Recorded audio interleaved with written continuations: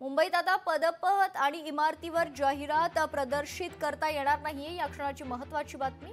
V आणि L आकाराला जाहिरातीला परवानगी असेल, मात्र 40x40 फुटांपेक्षा जास्त आकारमानाच्या फलकांना परवानगी नसल्याची माहिती। पालिकेकडून जाहिरातीची मार्गदर्शक तत्त्वे 2025 जाहीर करण्यात आलेली आहे। या क्षणाची महत्त्वाची बातमी।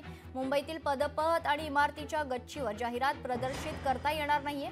मुंबई महानगरपालिकेकडून जाहिरातीची मार्गदर्शक तत्त्व 2025 जाहीर करण्यात आली आहे। केरी आणि पाठ पोट फलकांसोबत व्ही आणि एल आकारास परवानगी असेल।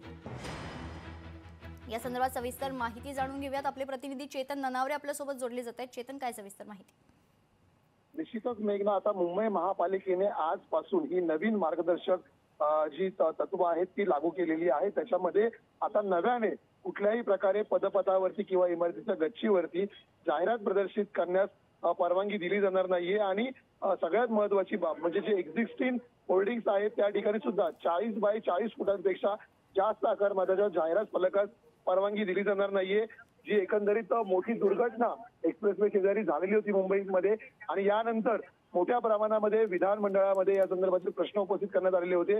आणि त्यानंतर आता ही नव्याने मार्गदर्शक तत्व आहे ती जाहीर करण्यात आलेली आहे। यामध्ये आणखी एक महत्त्वाची बाब म्हणजे मॉल्स असतील, मल्टिप्लेक्स असतील किंवा शॉपिंग कॉम्प्लेक्सेस आहेत, वेगवेगळे पेट्रोल पंप आहेत, या ठिकाणी आता LED जाहिरात प्रदर्शित करता येणार आहे।